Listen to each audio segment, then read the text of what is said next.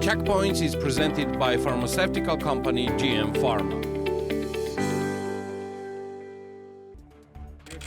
On December 19th, the United States imposed financial sanctions on Georgia's Minister of Internal Affairs, Gomelauri. Gomelauri was added to the Treasury sanctions list under the Global Magnitsky Act, which is linked to the unlawful use of force by the Ministry of Internal Affairs against peaceful protesters.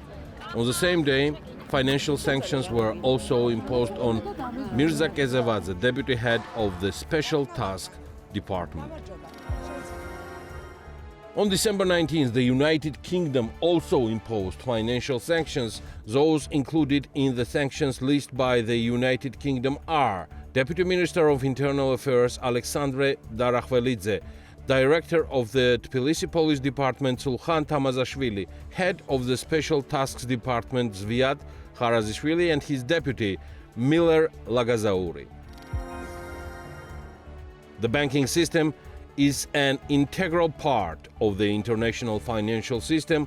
It has consistently defended to and will continue to defend the sanctions and decisions imposed by United States, the European Union and the United Kingdom, acting in compliance with them, reads a statement issued by the Georgian Banking Association on December 20th. The statement relates to the U.S. Treasury sanctions against the Minister of Internal Affairs and the financial sanctions imposed by the United Kingdom on senior officials of the Ministry of Internal Affairs.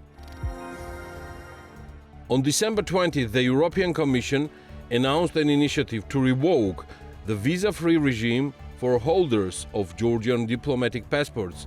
The Commission will place this initiative on the agenda of the European Council leaders.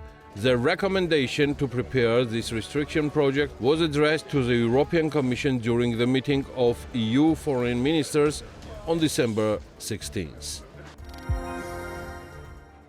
The FreeBusiness.ge platform has already been joined by around 2,000 companies, and the verification process for approximately 1,000 additional companies is still underway, after which they will also be added. Given the current situation in the country, the primary demands of businesses are the scheduling of new elections and the release of those arrested during the protests before the new year. Businesses can express their support for these demands by registering on the website. After registration, a working group verifies the business entity and the company is added to the list of supporting businesses. In January-November 2024, Georgia exported goods worth $6 billion to foreign markets, representing around 8% increase compared to the same period of the previous year. The Monetary Policy Committee of the National Bank of Georgia decided to keep the monetary policy rate, refinancing rate, unchanged. At its meeting on December 18, 2024, the monetary policy rate remains at 8%.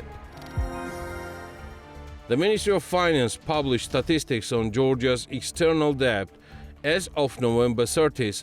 According to the report, Georgia's public debt amounts $8.64 billion, which is $190 million less compared to October. However, the main reason for this decrease was not to the government's repayment of debts, but the depreciation of the euro.